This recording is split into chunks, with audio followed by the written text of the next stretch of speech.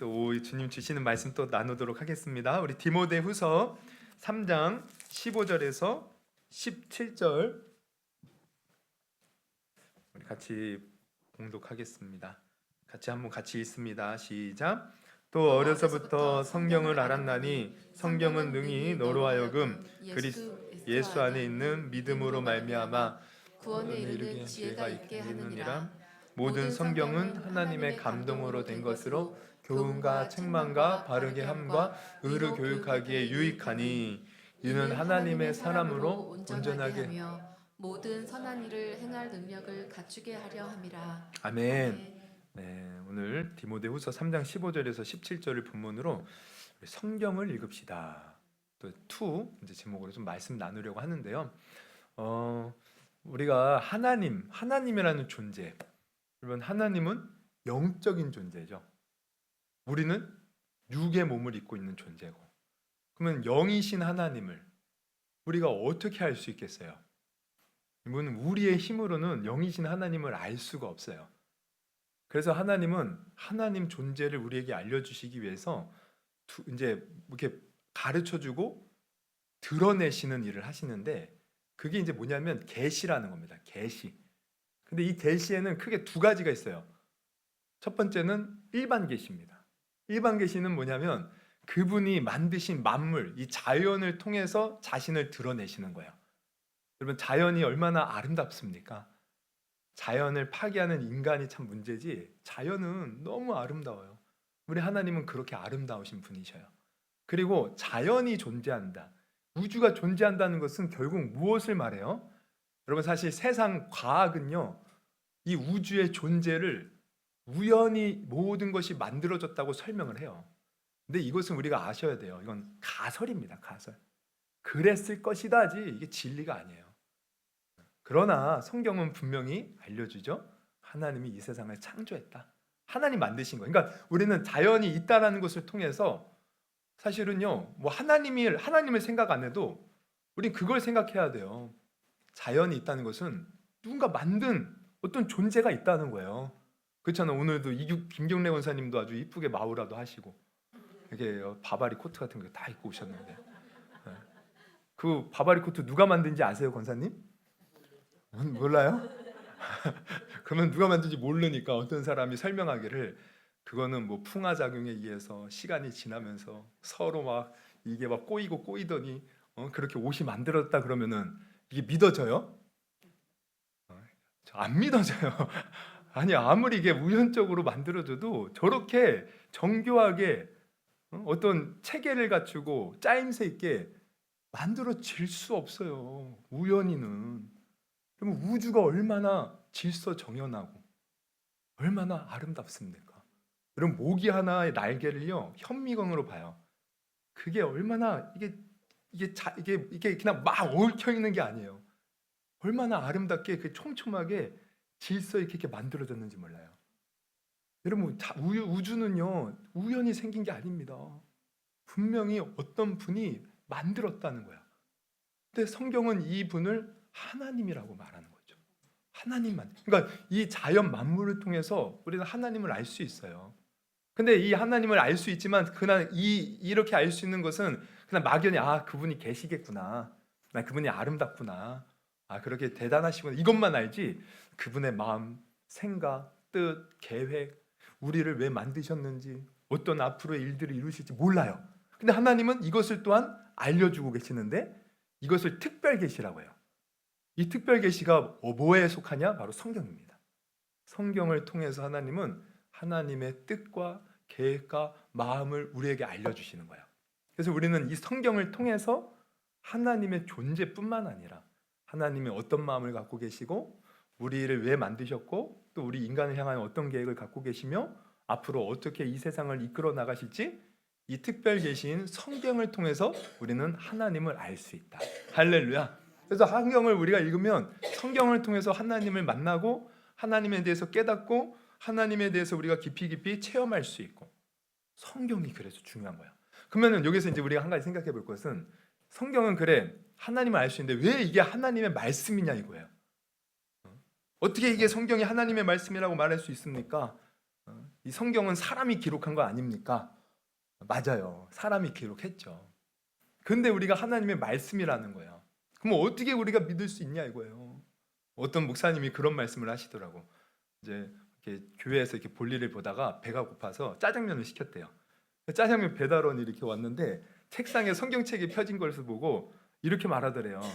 아니 성경 도대체 누가 썼습니까? 그랬더니 목사님이 하나님이 썼죠? 그랬더니 그거를 어떻게 믿어요? 에이 구라 구라 뭔지 알죠? 뻥막 거짓말. 그래서 목사님이 그랬대요. 우리 배달원 그 이름은 누가 지으셨어요? 우리 아빠가 지었죠? 에이 구라 구라 왜 구라예요? 봤어요? 그거 누가 아빠가 졌는지? 그러니까 이 배달원도 자기가 못 봤다는 거예요. 우리가 언제 봤냐? 하나님이 어떻게 썼냐 이거죠. 물론 우리가 하나님이 직접 쓰시진 않았어요. 성경 사람에 의해서 썼어요. 그럼에도 불구하고 우리가 하나님의 성경을 하나님의 말씀이라고 어떻게 믿냐 이거예요. 근데 이게 참 중요합니다. 여러분은 정말 성경을 하나님의 말씀으로 믿으십니까? 우리 권사 직분 뭐 장로 직분 받을 때 그 서약을 하여 거기에 첫 번째가 하나님은 오류가 없는 성경은 오류가 없는 하나님의 말씀으로 믿으십니까? 여기에 아멘 대답해야지 받죠. 못 믿어요 이러면 못 받아요. 우리 다 믿는다고 아마 고백했을 거예요. 그러면 어떻게 믿냐 이거예요. 근거가 뭐냐 이거예요. 여러분 기독교는 그냥 무조건 믿는 게 아닙니다. 사실 가만히 따지고 보면 기독교는 참 신기한 게 뭐냐면 이 성경의 사실 80% 이상은 신비로운 이야기들이에요. 초자연적인 이야기. 그런데 또 신기한 건 뭐냐면 이것을 우리가 이성으로 깨닫고 알 수 있다는 거예요.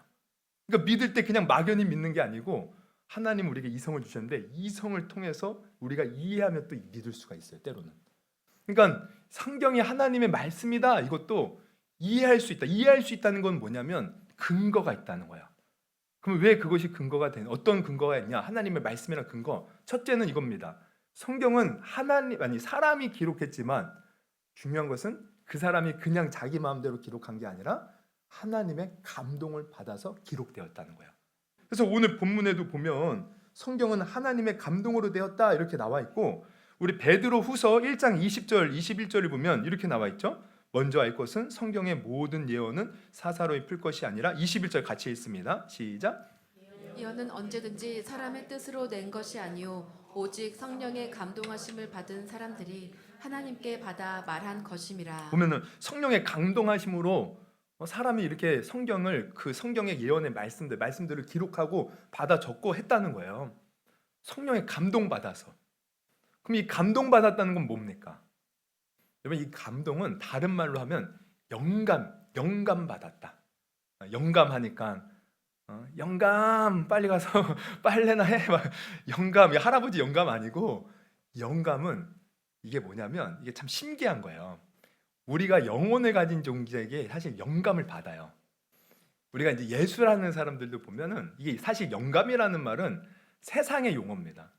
예술하는 사람, 뭐 노래하는 사람, 뭐 시나 소설 쓰는 사람 이런 사람들은 다 영감 받아서 했다 그래요. 자기가 그냥 하지 않아요. 영감 받아서 막 영감이 떠올라서.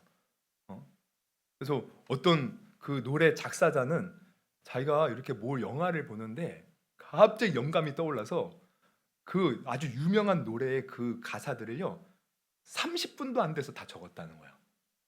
그런데 그 유명한 노래가 되었어요. 우리가 생각할 때는 야, 정말 많은 시간과 노력이 투자됐겠구나 했는데 자기가 영감받아 썼다는 거예요. 그래서 사실 이게 소설이나 시 쓰는 사람도 옛날에 보면은 제가 이제 철학가를 아까 나왔다 그랬는데 철학하는 사람들 그렇거든요. 이게 영감받기 위해서 뭘 하냐면 술을 많이 먹고 담배를 많이 폈어요 옛날에. 그래서 술 한 모금에 술을 이렇게 한 잔 마시고 좀 취해가지고 담배 한 모금 이렇게 하면서 인생의 고뇌에 대해서 막 생각하다가 막 영감이 떠올라서 시를 쓰고 막 소설을 쓰고 막 이러거든요. 근데 이게 노래하는 사람들도 그렇습니다. 노래하는 사람들 보면 우리가 몰라서 그렇지 이 영감을 막 받기 위해서 막 종교적인 의식을 행하는 사람도 있어요. 막 향을 펴놓고 촛불 켜놓고 옛날에 그런 사람도 나왔었어요 TV에. 자기는 막 노래 만들기 위해서 촛불 켜놓고 막 영감 막 주술 같은 것도 외운대요. 그리고 실제로 어떤 사람들은 이게 영감을 받는데 뭘로부터 받는지 아세요? 사탄으로부터 받는 사람들도 있어요. 그래서 사탄으로 영감을 받아서 가사를 쓰고 하는 거예요. 근데 우리나라 같은 경우는 이 사탄 숭배하고 이런 것이 참 이렇게 어쨌든 안 좋게 봐요. 세상 사람들도. 그런데 미국은요, 사탄 숭배 대놓고 합니다. 사탄 숭배 교가 있어요. 사탄 교가. 그리고 사탄 숭배하는 것을 부끄럽게 안 여겨요. 그래서 어떤 가수, 아주 유명한 가수입니다. 레이디 가가. 레이디 가가라는 가수는요, 아예 대놓고 사탄 숭배를 하고 사탄으로부터 자기가 영감 받아서 곡을 만들었다고 하고 실제로 집회를 하잖아요. 그러면 사탄 섬기는 그 퍼포먼스를 한다는 거예요. 막 그 동물 막 피 막 폐창 먹는 것도 하고 막 동성애 막 뭐 살인하는 장면도 묘사하고 또 뭘 외치는 줄 아세요? 우리 함께 지옥 갑시다. 사탄을 섬깁시다. 그냥 대놓고 막 얘기해요. 그러면서 막 사람들이 열광을 해요. 막 그러면은 거기 이렇게 막 사탄 우리 지옥 가자 그러면은 막 좋다고 막. 그래서 이 레이디 가가가 한때요 인기가 아주 막 절정에 이를 때 순회 공연, 세계 순회 공연을 다녔어요. 그러면 이 사람이 거기가 그 나라에서 그 공연을 하잖아요. 그럼 그 나라의 동성애 비율이 확 올라가는 거예요. 죄악이 막 더 커지는 거예요. 왜? 이 사람의 모든 행위가 사탄의 영감을 받아서 하는 행위이기에 사탄의 영향력이 거기에 가는 겁니다. 그러니까 이토록 뭔가 영감을 받는다. 이것은 그 사람이 뭔가를 한 것처럼 보이지만 결국은 그 배우가 있다는 거예요. 성경도 마찬가지죠. 성경은 사람이 물론 기록했어요. 그런데 성령님께서 그 배우에서 감동을, 영감을 주시고 감동을 주셔서 기록되었다는 거예요. 그래서 우리는 이 성경을 대할 때 다 우리는 자신 있게 하나님의 말씀이라고 우리가 말할 수 있는 것이고, 그래서 우리는 이 성경을 통해서 물론 사람이 기록했지만 성경을 읽을 때 우리가 그 작가의 어떤 초점 두지 않잖아요. 늘 결국 성경을 통해서 우리는 하나님을 알게 되는 거예요. 우리가 모세오경 하면은 우리 이제 창세기, 출애굽기, 레위기, 민수기, 신명기 이게 모세오경이에요. 모세가 지었다고 해요. 근데 그 성경, 그 모세가 지은 성경을 통해서 우리는 누구를 발견해요? 물론 모세가 위대하다 이것도 보이지만 결국에는 모세를 들어 쓰신 하나님 발견하잖아요. 성경은 이렇게 사람이 썼지만 하나님의 감동으로 되어서 이것이 하나님의 말씀이다라고 우리가 말할 수 있다라는 것입니다. 감동으로 되었기 때문에. 그리고 또 두 번째, 성경이 하나님의 말씀이 되는 증거는 성경은 창세기부터 요한계시록까지 몇 권으로 이루어져 있어요? 66권. 구약 몇 권? 39권. 신약 27권. 그래서 우리가 이제 외우기 쉽게 39, 27 뭐 이렇게 외우게 돼요. 그리고 미국 사람들 같은 경우는 왜 39냐? 이제 하여튼 그 영어 이렇게 철자대로 숫자를 세면은 3, 9 뭐 이렇게 이제 외우기도 하고, 그리고 3 더하기 9는 12. 그래서 12지파 뭐 이렇게 외우기도 하고, 하여튼 39권, 27권, 그래서 총 66권. 근데 이 66권인데 이 성경이 아까도 말했죠. 40 이게 작가 사람이 썼어요. 근데 몇 명의 사람이 썼는가 봤더니 한 40여 명 정도 돼요. 근데 그것도 이 40여 명이 한 자리에서 모여 쓴 게 아니에요. 각 시대마다 살았던 사람들이 쓴 거예요. 그래서 따져 보면은 모세오경이 이제 제일 창세기부터 시작하는 제일 처음에 있잖아요. 모세가 활동하던 시대 한 1400년대 이때 모세가 기록했어. 그러니까 기원전이에요. 예수님 오시기 전에, 오시기 전 1400년대. 그리고 마지막 성경이 뭐예요? 죄송합니다. 자꾸 코가 이제 코 좀 긁고 할게요. 코가 자꾸 간지럽네. 죄송합니다. 요한계시록은 마지막에 있는 성경인데 누가 썼어요? 사도 요한이. 어디서? 반모섬에서. 누가 통치할 때? 도미티안 황제가 통치할 때. 그때 시기는 몇 년도예요?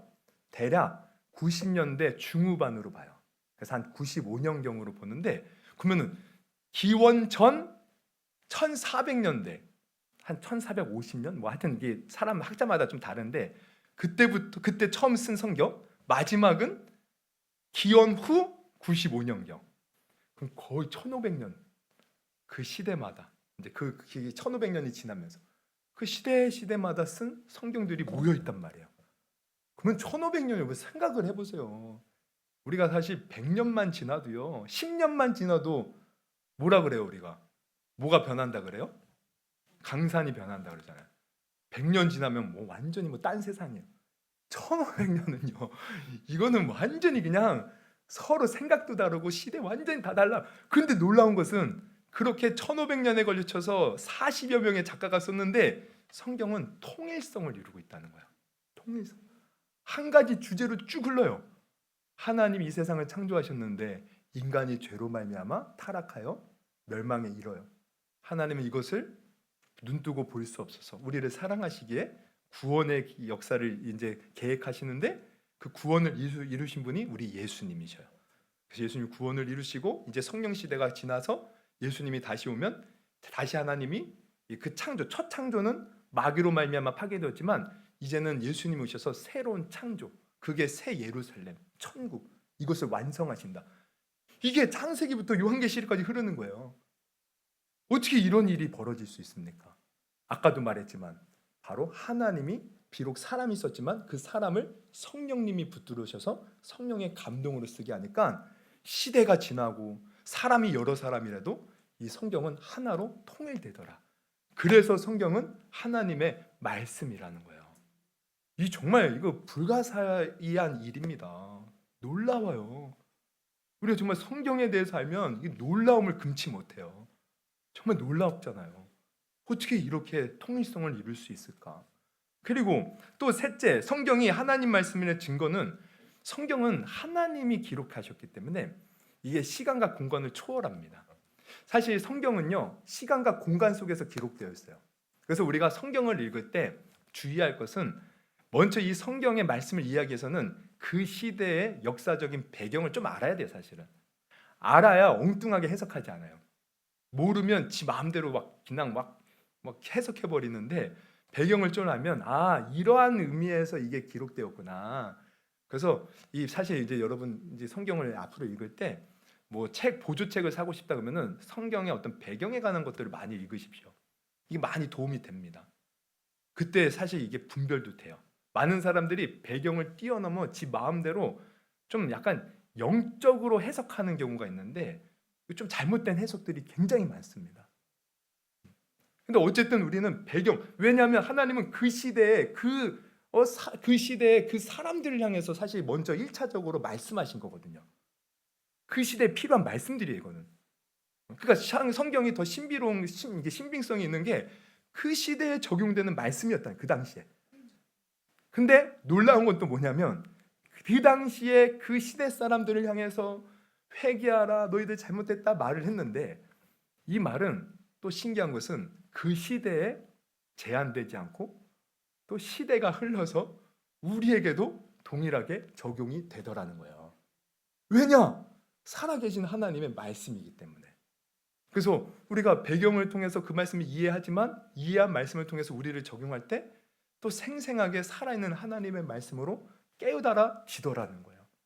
그러니까 제가 그 요한계시록 보면은 이제 처음에 소아시아의 7교회에 대해서 제가 몇 주간 쭉 설교를 했었잖아요. 근데 소아시아 7교회 그 향한 말씀들이 그때 당시에 그 시대 사람들에게 한 말씀이에요. 그래서 제가 배경을 설명하면서 좀 이렇게 설교를 해드렸죠. 근데 또 돌이켜 보면 오늘 이 시대에도 동일하게 적용된 하나님의 말씀이었다는 거예요. 왜? 살아있는 하나님의 말씀이니까. 그래서 여러분 우리가 다 성경을 읽다 보면 아마 나에게 감동이, 우리 지난주에도 제가 말씀드렸지만 뭔가 이게 감동이 되는 말씀들이 아마 있을 거예요. 우리 여호수아를 보면은 하나님이 여호수아는 그 시대적 배경이 어땠어요? 모세가 죽고 이제는 하나님께서 가나안 땅을 주신다고 했는데 가나안 땅을 정복해야 되는 시대적 사명이 있었어요. 아니 그 위대한 지도자 모세가 죽었어요. 이스라엘 백성들을 얼마나 모세 속에 썩였는지. 모세도 없는데 이제 여호수아가 어떻게 그 일을 감당하겠어요? 그리고 저 가나안 땅은 아주 성이 견고하고 무기들이 갖춰져 있고 이스라엘 백성들은 무기 제대로 변방한 것이 없어요. 두렵죠. 이제 그 가나안 땅을 어떻게 정복할까? 그 두려움 속에, 걱정 속에 밤을 지새우면서 있을 때 하나님이 여호수아에게 말씀하시는 겁니다. 두려워하지 말라. 놀라지 말라. 내가 모세와 함께한 것처럼 너와 함께할 것이다. 모세가 너에게 일러준 그 율법을 너희는 늘 지키면서 나와 함께하면 너 담대히 그 가나안 땅을 정복할 것이다.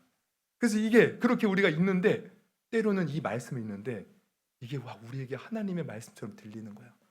세상이 아무리 크고 대단해 보여도 두려워하지 말라. 네가 지금 여러 가지 근심과 걱정이 있지만 두려워하지 말라. 내가 과거 아브라함, 이삭, 야곱, 또 모세, 여호수아와 함께한 나의 하나님이 너와 함께할 것이다. 살아있는 하나님의 말씀이기에 시대와 상황을 초월해서 지금 우리에게도 생생하게 하나님께서 들려주신다는 거야. 할렐루야. 그러니까 이 성경은 하나님의 말씀이에요. 우리 베드로 봐요. 저는 참 베드로 볼 때마다 제 모습을 보는데 예수님 부인하잖아요. 그것도 한 번 부인합니까? 아주 그냥 별로 힘도 없는 여종이 당신도 저 예수 함께 있지 않았습니까? 그랬더니 나는 모른다고 저주하며 맹세하면서까지 3번 부인해요. 그때 예수님과 눈이 딱 마주쳐요. 닭이 울어요. 마음이 막 무너져 내려서 막 슬피 통곡을 하죠. 그러니까 자기는 마음은 주님 따르고 싶었는데 안 된 거예요. 좌절과 절망이 찾아왔어요. 그런데 예수님이 부활하신 예수님이 그 베드로를 찾아가셔. 그러면서 물어보죠. 야 베드로야, 네가 다른 사람보다 나를 사랑하니? 베드로 사랑하지만 자기 모습 보이잖아요.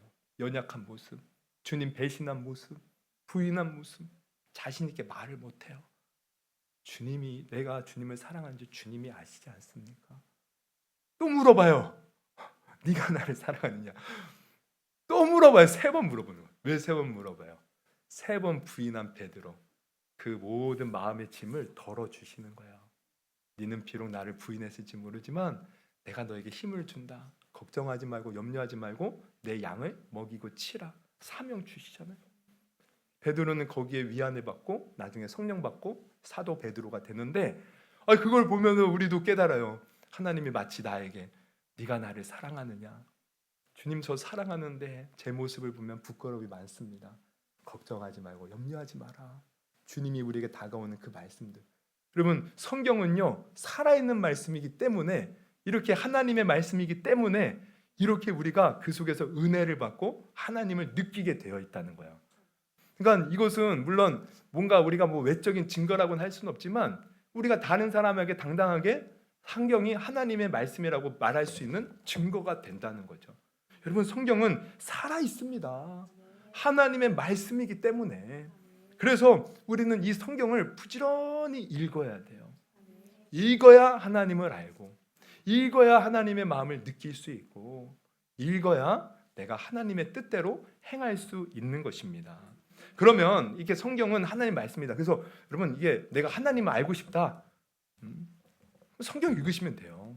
그리고 누군가 하나님을 어떻게 하냐? 성경 읽어보라고 말을 하면 돼요. 그리고 누가 교회에 대해서 그러면은 성경 한번 제대로 읽어봤냐? 읽어보지도 않고 그런 말을 하냐? 우리 그렇게 말하면 돼요. 그냥 성경도 안 읽어본 사람이 교회가 이쪽으로 저쪽고 하나님이 어쩌고 저쩌고 이래. 성경을 제대로 읽어보면 아는데.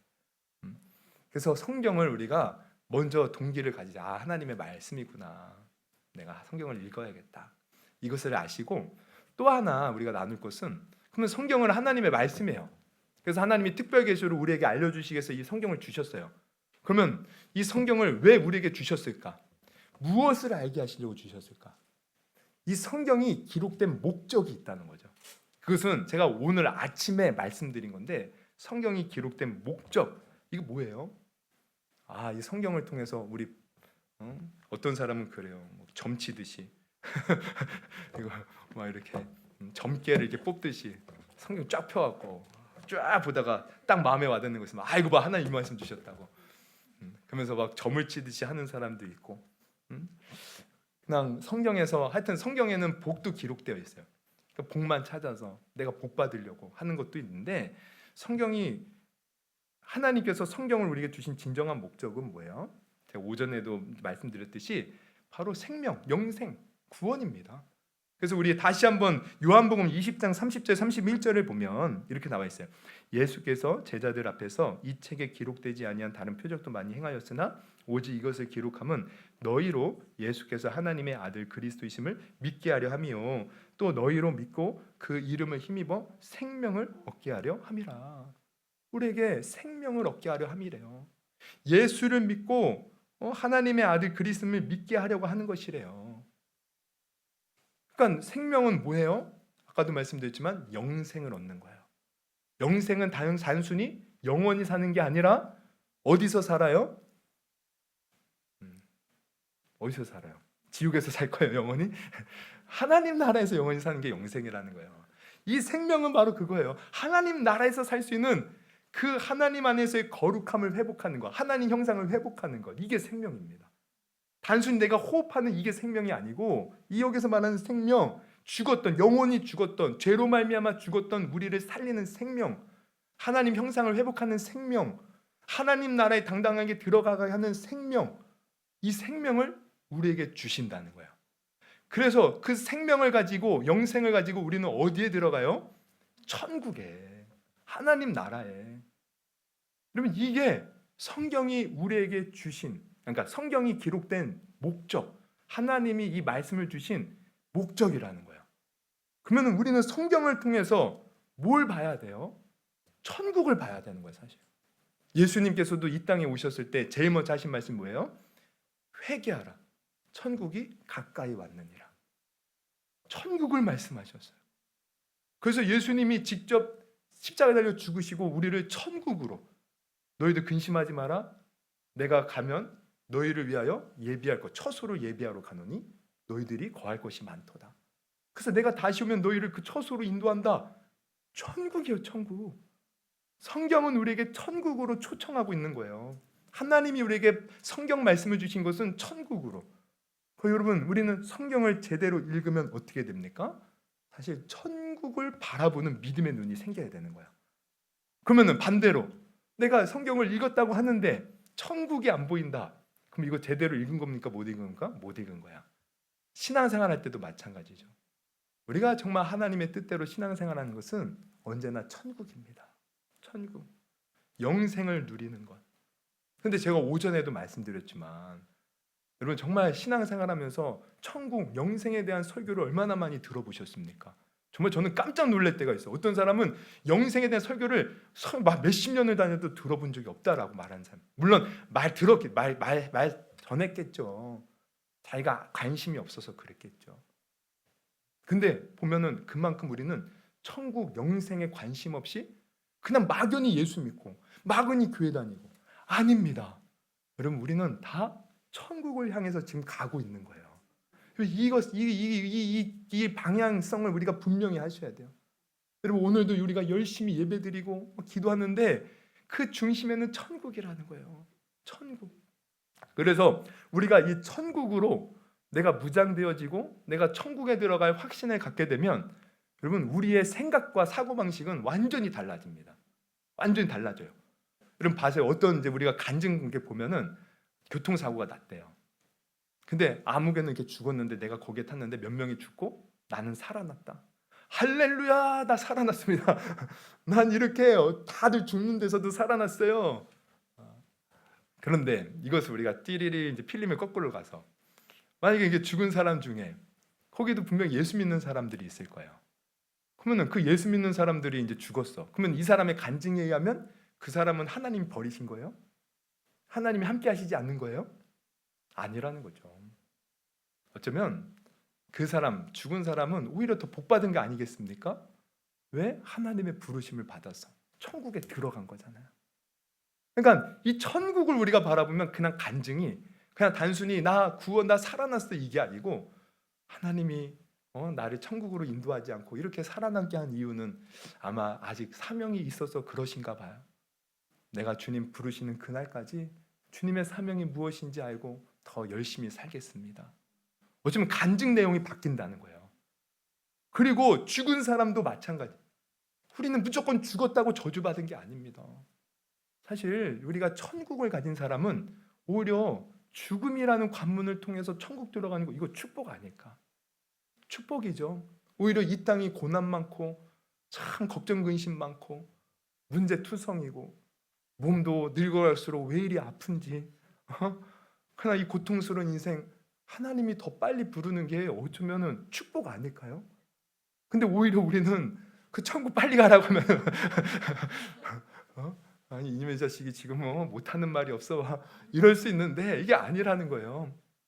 여러분 제가 최근에 우리 아들한테 책을 하나 이제 사줬는데 그 청년 바보 의사라는 책이에요. 이제 그 책은 안수현이라는 한 의사가 청년 의사가 쓴 그러니까 어떤 신앙 일지 같은 겁니다. 근데 그게 책으로 엮여서 이렇게 나와서 우리에게 감동을 주는데 이 안수현이라는 분은 이제 청년이에요. 결혼도 안 하고 의사였어요. 그리고 군의관에서 이제 활동을 하다가 제가 이제 알기로는 2006년 군의관 복무 중 유행성 출혈에 감염되어서 33세의 젊은 나이에 세상을 떠났어요. 그러면 우리가 볼 때에는 야 어떻게 저 젊은 나이에 저렇게 의사인데 불쌍하다고 볼 수 있겠어요. 근데 이 안수현 씨는 살아진 전에 하나님을 너무 잘 믿었던 사람이에요. 그래서 이 장례식장에 정말 많은 사람들이 와서 이 사람을 이렇게 이제 애도를 표했는데 살아서 정말 알게 모르게 예수님의 이름으로 많은 사람들에게 선을 베푼 거예요. 너무 아름답게 살았어요. 신앙이 너무 좋아요. 그럼 우리가 인간적인 눈으로 보면 하여튼 어떻게 젊은 나이에 죽었는가? 근데 이 사람이 지금 천국에 있다. 이것을 우리가 바라보면 야 하나님께서 살아있는 동안에도 참 아름다운 일을 하고 또 이 고통 많은 세상 하나님 일찍 부르셔서 저 천국에서 더 빨리 오라고 부르셔서 그렇게 천국에서 영광 중에 주님을 맞이했겠구나. 그러면 얼마나 축복입니까? 우리는 이 축복의 눈을 바라봐야 돼요. 여러분 천국에 들어가는 게 축복입니다. 내가 믿음이 좋다가 나중에 세상에 힘들고 고통 다 하다가 결국 믿음을 끝까지 지키지 못하고 내가 나중에 죽을 때 예수 부인하면 그럼 그때 지옥 가면 그러면 그 사람은 오래 살았지만 복 받은 게 아니라는 거예요. 여러분 우리가 정말 성경을 제대로 읽고 천국을 알고 영생을 알잖아요. 그럼 우리 사고방식이 바뀌어요. 그리고 이 세상에 여러분 제가 아까 이 신앙생활 그 세가족 교육할 때 어떻게 하면 신앙생활을 잘할 수 있을까 여기에 대해서 말씀드릴 때 우리의 신앙을 방해하는 것은 교만이고 돈이고 명예라는 것. 여러분 우리가 돈, 명예, 교만해져서 나 잘났다고 그리고 돈 따라가고 명예 따라가 그 신앙을 버린. 근데 여러분 천국과 영생을 가진 사람은 돈에 쉽게 유혹 안 됩니다. 천국 갈 때 그 돈 갖고 가는 게 아니거든요. 명예에 쉽게 따라 명예라는 게 뭐예요? 사람에게 인정받는 거예요. 근데 예수님 당시에도요. 예수님 믿으면 사람 유대인들이 막 출교시키고 막 박해하니까 그게 두려워 예수 믿는 것을 드러내지 않은 유대인들이 많았어요. 세상의 명예, 인정, 칭찬. 근데 사도들은 어땠어요? 예수님을 믿고 구원받아 저 천국 소망을 가지니까 죽음을 두려워하지 않는 거예요. 그 박해를 두려워하지 않는 거예요. 그러니까 사도 바울도 그러잖아요. 내가 받는 이 환난에 경한 것이 나중에 지극히 중한 영광에 중한 것을 이루는 것이다. 우리는 눈에 보이는 건 잠깐이지만 눈에 보이지 않는 저 영원한 소망을 따라간다. 내가 이제는 주의 일을 마쳤으니 주님께서는 그 위의 면류관을 나에게 주실 것이다. 천국과 면류관 이 영생을 바라보는 믿음. 네? 베드로도 마찬가지예요. 이 땅은 체질에 다 불에 타서 녹아지고 없어지지만 우리는 새 하늘과 새 땅을 바라보는도다. 저 천국을 소망하는 믿음. 여러분 완전히 우리 생활 달라진다는 거예요. 그래서 우리 김알람 박사라고 여러분 아실 거예요. 이화여대 설립자, 여성 최초로 박사학위를 받은 분. 이분이 죽으실 때 유언이 뭐였는지 아세요? 나 죽을 때 너희들 슬피 울지 마. 나 천국 가. 그래서 내 장례식은 음악회로 아주 천국 환송 그런 음악회로 열어줘. 그래갖고 실제로 김알람 박사 장례식 때요, 음악회로 아주 웅장하게 그 장례식을 치렀다는 거예요. 여러분 우리는 이런 자가 돼야 돼요. 여러분 이 땅은 우리가 아무리 내가 막 잘 산다고 발버둥 쳐도요 언젠간 다 떠나야 돼요. 마치 막 그런 것 같아요. 막 우리가 옛날에 오주의 마법사 여러분 그 뭐 소설 그 아시죠? 뭐 영화로도 나오잖아요. 오주의 마법사 보면은 맞나? 회오리? 그 허리케인, 미국에 이제 허리케인 그 배경으로 해서 허리케인 막 불면은 막 집이 막 뜯겨서 날아가죠. 사람도 막 날아가죠. 내가 안 잡으려고 이렇게 잡고 뭐 몸이 날아가요. 막 뛰려고 날아가. 근데 죽음이 저는 이거 같아요. 나는 안 죽으려고 이 땅에 막 붙잡고 사는데 죽음이 나를 와 지금 막 끌고 가는 거야. 누구도 피할 수 없어요. 근데 그 죽음 이후에 우리 예수 믿는 사람 천국이에요. 천국. 천국. 그럼 우리는 이 천국을 바라보면서 하루하루 살더라도 세상에 얽매이지 않고 돈에 얽매이지 않고 그냥 헛된 것에 얽매이지 않고 우리는 천국 바라보면서 주님 뜻대로 우리가 살아가는 신앙생활, 이게 다 어디서 이 믿음이 오느냐? 바로 말씀을 통해서 온다는 겁니다. 왜냐하면 이 말씀이 바로 그렇게 천국을 우리에게 알려주기 때문에. 이 말씀이 기록된 목적이에요. 예수 그리스도를 믿고 생명을 얻게 하려 함이라. 그리고 또 하나 성경이 우리에게 또 기록된 목적은 뭐냐면 이렇게 우리가 천국 백성 예수 믿고 된다라는 것을 알려주고 또 하나는 뭔지 아세요? 그러고 났다면 이제 우리가 주님 부르시는 그날까지 혹은 예수님 오시는 그날까지 우리가 이제는 어떻게 살아야 되는가? 어떻게 살아야 돼요? 천국 백성답게 살아야 돼요. 하나님 자녀답게 살아야 돼요. 그래서 오늘 본문을 다시 보면 이렇게 나와 있죠. 15절부터 보면 또 어려서부터 성경을 알았나니 성경은 능히 너로 하여금 그리스도 예수 안에는 믿음으로 말미암아 일단 구원에 이르는 지혜가 있게 해요. 그리고 나서 16절 같이 읽습니다. 시작. 모든 성경은 하나님의 감동으로 된 것으로 교훈과 책망과 바르게 함과 의로 교육하기에 유익하니 이는 하나님의 사람으로 온전하게 하며 모든 선한 일을 행할 능력을 갖추게 바로 이거예요. 하느니라. 처음에는 구원에 이르는 지혜가 있지만 또 하나는 우리가 온전하게 서서 하나님의 선한 일을 행하는 자로 우리를 만들어 준다는 거예요. 그래서 성경을 우리가 제대로 읽고 하나님의 뜻을 분별하면 우리는 천국 백성답게 하나님의 선한 일을 행할 수 있는 능력자로 하나님이 우리를 만들어 주신다. 그래서 정말 성경을 우리가 제대로 읽고 과연 어떻게 신앙생활할 것인가를 정말 진지하게 고민해 봐야 돼요. 제가 예수님 믿고 나서도 참 정말 깨어지지 않는 제 자아들을 제가 많이 발견했는데 제가 이제 주님의 부르심을 받고 이제 그 신학대학원을 가기로 마음을 먹고 이제 공부를 해야 되잖아요. 제일 먼저 한 건 성경이 있는 거예요. 도서관 가서 아침에 9시에 가서 뭐 기도 시간, 점심 시간 빼고는 계속 성경만 읽었어요.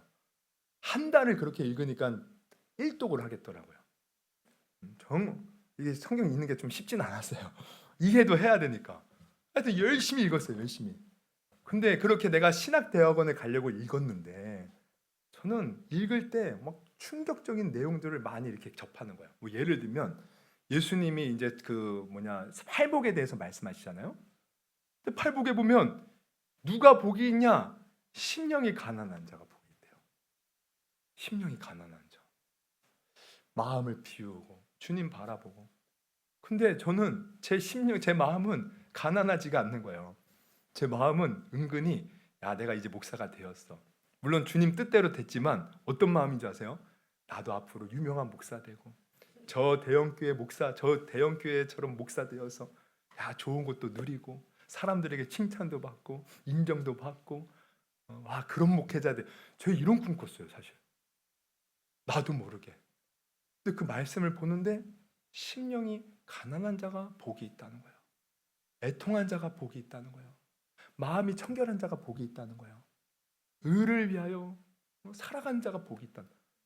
와우, 제가 이거 아니다. 많은 사람들이 교회를 다니면서도 세상의 성공과 물질을 따라가는데 그게 과연 하나님이 원하시는 신앙생활일까? 되게 저를 돌아보는 거예요. 그리고 또 쭉 있는데 예수님이 그러셔요. 나는 너희들에게 모세는 율법에 살인하지 말라고 했는데 나는 너에게 명한다. 너희가 형제를 되어서 어떻게 해요? 미워하고 나가라고 하고 노하고 미련난 놈이라고 하는 자 지옥불에 들어간다. 그리고 그 말씀에 보면은 나는 수도 없이 마음속에 분노를 터뜨리고 누구를 욕하고 미워하고 정말 그런 일이 많았거든요. 우리 작은 아버지만 봐도 우리 작은 아버지 사기꾼이에요.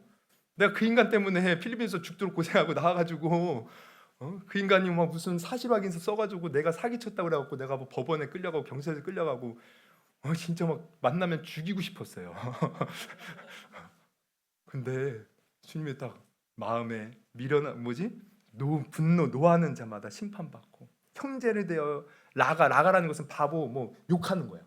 라가라 하는 자는 공의에 잡혀가게 되고 미련한 놈이라 하는 자는 지옥불에 들어가게 된다.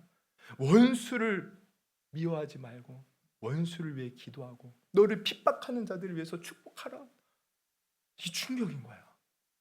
지금 내가 잘못했구나. 내가 잘못했구나. 이 말씀을 통해서 내 자신을 돌아보는 거야. 그리고 또 계속해서 마태복음 6장 보면은 땅에 보물을 쌓아두지 말래요. 이거는 동록이나 좀이 해하며 도둑이 도둑질해 간다. 하늘에 너의 보물을 쌓아둬라. 그런 말씀을 통해서 세상에 내가 아무리 뭔가를 쌓아두고 뭔가를 해도 이거 다 헛된 거구나. 그러니까 말씀을 통해서 내 자신을 돌아보면서 저는 신학 대학원을 가려고 성경을 봤는데 이 말씀을 통해서 나를 보면서 이렇게 깨달아지고 변화되는 거야. 그리고 두렵고 생길 때마다 구약의 말씀을 보면 두려워하지 말라는 말이 얼마나 많이 나오는지 그 말씀을 볼 때마다 힘이 나는 거예요. 그러면서 점점 주님이 원하시는 모습으로 나를 바꿔가는 것을 많이 경험을 했어요. 여러분, 성경이 기록된 목적은 바로 여기에 있습니다. 그러니까 우리가 교회를 다닌다고 하면서 교회 신앙생활 잘한다고 하면서 보면은 삶을 엉망으로 사는 사람들이 많거든요. 다른 사람들에게 함부로 대하는 사람이 많거든요. 열심히 교회에서는 일도 많이 하고 기도도 눈물을 흘리면서 하고 예배도 감격 속에서 하는데 돌아가면 아내 남편에게 함부로 하고 직장에서도 거짓 다른 사람의 항해대로 다 똑같이 행하고 똑같은 마음 품고 살고. 여러분, 지금 다 뭡니까? 하나님 말씀 몰라서 제대로 신앙생활하지 못하고 있다는 거예요. 그리고 또 하나, 이거는 제 시간이 좀 지나서 좀 한 가지만 말씀드리면, 우리가 이제 신앙생활할 때 제가 아까도 얘기했는데요, 많은 사람이 극과 극으로 가요. 어떤 사람은 우리가 성령의 역사, 귀신의 역사, 이것을 이제 추구하는 사람이 있어요. 근데 이 사람이 이걸 너무 여기에 빠지니까 아예 하나님 말씀 무시해요. 그래서 거기 이제 신비주의만 빠져요. 그리고 또 어떤 분들은 성령의 역사, 귀신의 역사는 다 잘못됐어. 그러면서 개혁주의, 특히 개혁주의 신앙, 그 말씀 중심 이런 데는 또 그런 모든 성령의 은사도 부정하고 귀신도 부정하고 말씀만 해야 돼. 극과 극으로 가는 거예요. 근데 여러분, 성경을 보면요, 어때요? 성경은 분명히 귀신의 존재, 마귀의 존재 알려주잖아요. 마귀 귀신 분명히 존재하고요. 마귀 역사 지금도 일합니다. 그럼 우리가 잘 분별해야 돼요. 내가 하나님의 말씀을 제대로 깨닫지 못하고 믿음이 생기지 않는 것도 사실은 이 세상 어둠의 신이 나를 장악하기 때문에 우리는 부지런히 그 귀신을 몰아내야 돼요. 내 집안에 어떤 저주, 어떤 문제들, 자꾸 어둠의 일들이 생긴다? 물론 하나님의 어떤 계획 속에서 이루어지지만 또 어둠의 영이 공격하는 게 있어요. 이거 분별하셔야 돼요. 제가 최근에 기도하는데 하나님이 우리 교회 개척하면서부터 끊임없이 이 교회의 부흥을 막는 어둠의 영이 있다. 너 이거를 몰아내야 된다. 제가 그걸 깨닫는 순간 사역을 다해서 주여 그 어둠의 영을 몰아내 주시고, 우리 교회가 이 부흥이라는 거 제가 말씀드렸죠. 회개 역사, 정말 수없이 예수를 모르는 사람들 예수 믿고 구원받는 역사, 이 부흥의 역사가 우리 교회 가운데 가득 넘치게 하여 주옵소서. 기도가 나오는 거야. 성경을 보면 있어요. 그리고 성령의 은사도 마찬가지죠. 분명히 고린도전서 12장에 9가지 은사에 대해서 얘기하잖아요. 지혜의 말씀, 지식의 말씀, 능력 행함, 병 고침, 예언, 영들 분별함, 방언 통변함, 다 은사들이 있단 말이에요. 근데 이것을 부정하는 사람들이 있어요. 그 과거에나 그랬지. 아닙니다. 지금도 그 은사들이 나타나요. 근데 또 우리가 한 가지 분명히 그 은사, 또 그런 신비적인 것만 떼가다가 또 말씀을 놓치는 경우가 있어요. 그러나 말씀은 분명히 우리에게 알려주죠. 언제나 하나님 말씀 묵상하고 하나님 말씀 따라가야 된다. 그런 어떤 현상 따라가는 게 아니에요. 현상은 있지만 또 우리는 언제나 말씀을 통해서 예수 그리스도만 바라봐야 돼요. 성령의 역사도 나타나지만 그 중심에는 항상 예수 그리스도. 성령의 역사 따라가다 예수 놓치면 그것도 잘못되는 거예요. 그래서 우리는 성경을 통해서 사실 신앙의 이 어떤 균형, 이 균형 있는 신앙생활도 할 수 있습니다. 그래서 우리는 늘 성경을 기준으로 하여 하나님의 뜻을 분별을 신앙생활해야 돼요. 그러므로 여러분, 어쨌든 우리가 결론은 뭐냐면 성경을 읽어야 돼요. 성경 읽어야 됩니다. 모르면 속는 거예요. 내가 안 읽으면 이 사람 말이 옳은 줄 알고 이 사람 말 따라가고, 저 사람 말이 옳은 줄 저 사람 따라가고, 분별력이 없는 거예요. 그러므로 우리 성도들은 성경 읽는 거에 열심히 최선을 다할 수 있기를 주님의 이름으로 축원합니다. 결론은 이겁니다. 할렐루야. 그래서 오늘 하나님의 말씀 성경입니다. 성경은 하나님의 말씀이고요, 우리에게 구원을 가르쳐 주기 위해서, 또 구원받은 백성이 어떻게 살아야 되는지 하나님은 성경을 통해서 우리에게 알려주셨어요. 여러분, 그러면 한번 우리 기도해 봅시다. 우리 이 시간 기도하실 때, 하나님, 정말 하나님은 성경을 우리에게 주셔서 당신을 알려주셨는데 우리가 그 하나님의 말씀을 등한시하며 산 것은 없습니까? 용서하여 주시고, 내가 이해하든 못하든 열심히 성경을 주야로 묵상할 때 주님, 정말 우리에게 깨닫는 지혜를 주셔서 또 주님의 마음을 알게 하여 주시고, 그래야 내 신앙생활이 주님 안에서 바르게 신앙생활할 수 있도록 도와주시옵소서. 주님, 정말 우리가 천국 바라보고 이 세상에 헛된 소망 갖지 않고 천국 소망 가지며 주님의 영광을 드러내며 살아갈 수 있도록 역사해 주시옵소서. 우리 그렇게 한번 들은 말씀 놓고 우리 주여 3번 부르시고 우리 기도하도록 하겠습니다. 주여, 주여, 주여. 오 하나님 아버지, 정말 성경을 우리에게 선물로 주셨고, 성경을 통해서 우리가 하나님을 알 수 있건만, 우리는 지금까지 하나님을 무엇으로 알았습니까? 다른 누군가의 말로만 알았습니까? 어떤 얘기를 통해서 알았습니까? 그저 내 체험으로 알았습니까? 경험으로 알았습니까? 어쩌면 그것은 불완전해요. 성경을 기준으로 우리는 성경으로 알아야 돼요. 하나님의 말씀으로 알아야 돼요.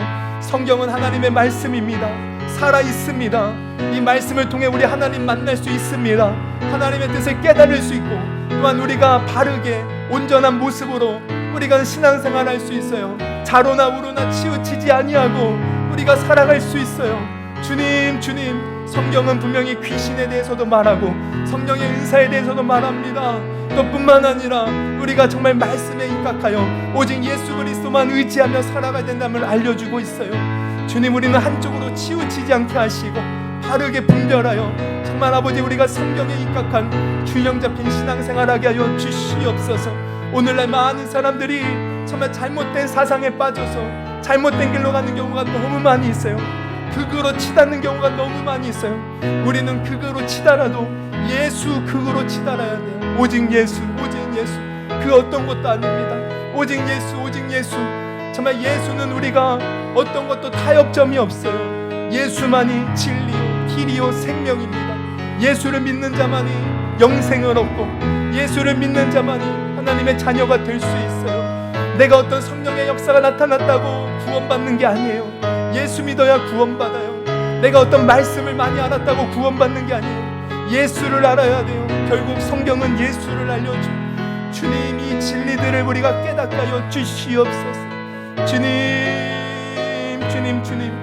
아버지, 하나님 아버지, 우리 이 시간 한 번 더 기도하실 때 우리가 지금 사순절을 보내고 있는데요, 사순절 우리 예수님 묵상하는 겁니다. 예수님, 우리의 문제 묵상하는 게 아니에요.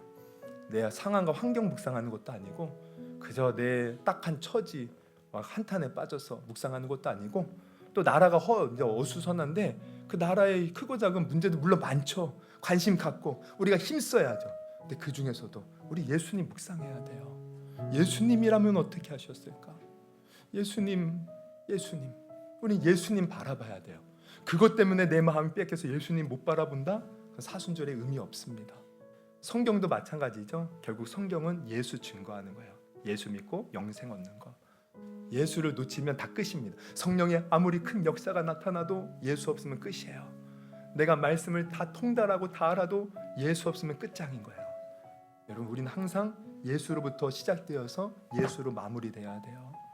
우리가 영적인 분별력도 결국 예수입니다. 내가 어떻게 거짓 선지자 적그리스도를 분별합니까? 여러분 가만히 보세요. 저 사람에게 예수가 과연 그 중심인가? 어떤 선교단체도 그 예수가 중심인가? 어떤 능력 많은 사람도 예수가 중심인가? 여러분, 예수가 아니면 다 거짓이에요. 속으면 안 돼요. 교회도 마찬가지예요. 내가 앞으로 어떻게 이제 뭐 이사를 가거나 어디 가서 교회를 정할 때도 과연 그 교회가 예수 전하는가? 예수 믿고 구원받는 거 전하는가? 이게 진리입니다. 그러므로 오늘 사순절 우리가 지금 보내고 있는데 여러분 지금 마음 어디에 빼앗겨 있어요?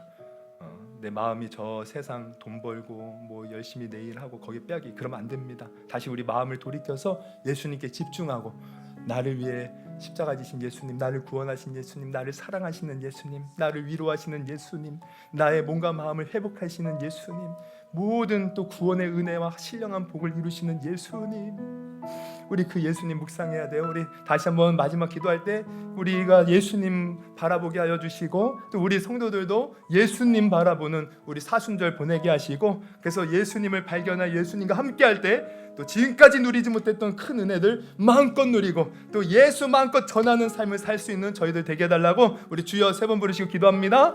주여 주여 주여. 오 하나님 아버지 우리가 속아서는 안 돼요.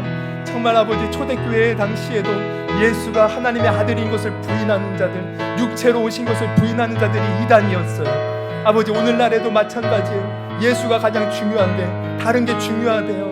다른 게 더 중요하대요. 중요한 게 뭐가 있습니까? 예수가 중요하지. 주님 우리가 여기에 속지 않게 하시고 또 우리의 삶 속에서도 정말 우리가 사는 게 힘들어서 정말 여러 가지 일들이 많아서 예수 놓쳤다면 이 사순절 기간 다시 예수님께 집중하게 하여 주옵소서.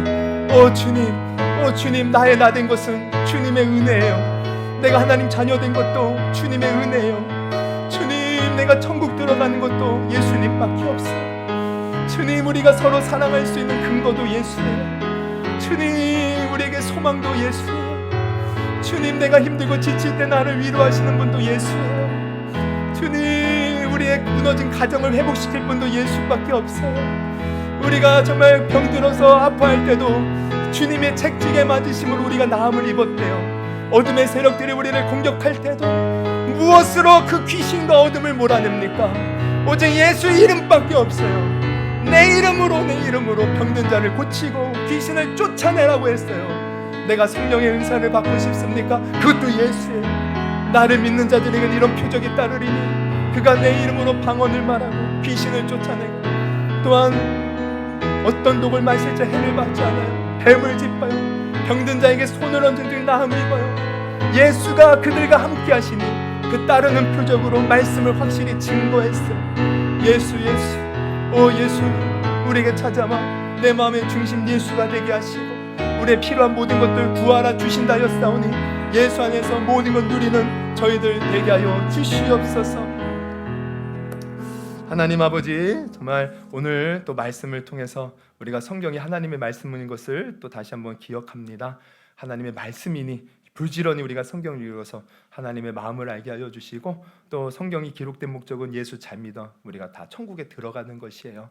정말 이 기록된 목적에서 벗어나는 것이 있다면 그게 잘못된 것입니다. 우리가 분별력을 가지고 오직 예수만 의지하고 예수만 자랑하고 예수만 드러내는 우리의 삶이 되게 하여 주시고 정말 나의 구원자 되신 예수님 의지하며 나아갈 때 또 우리의 무너졌던 또 생각과 마음들이 회복되게 하시고 또 우리 안에 계속해서 고통을 주는 모든 문제도 예수 안에서 해결받게 하여 주시고 또 우리를 괴롭히는 어둠의 세력들도 예수의 이름으로 쫓아내게 하여 주시고 또 우리의 그 지옥으로 우리를 끌고 가려는 마귀의 모든 계계도 예수의 이름으로 무너지게 하여 주시고 정말 예수를 우리가 바라볼 때 하늘의 천국의 신령한 모든 은혜 누리며 살아가는 저희들 되게 하여 주옵소서.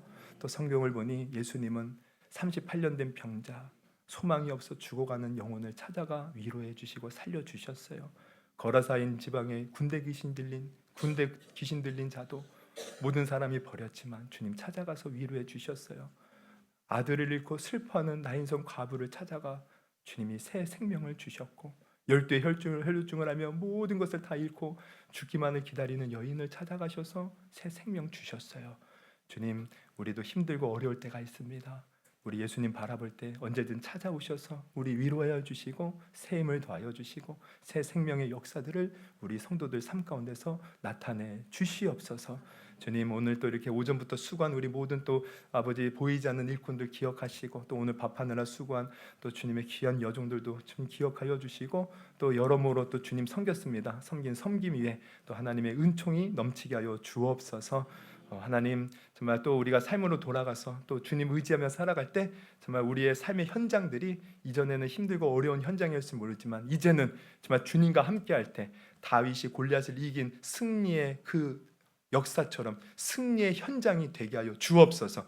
하나님의 역사의 현장이 되게 하여 주옵소서. 하나님의 천국이 임하는 현장이 되게 하여 주옵소서.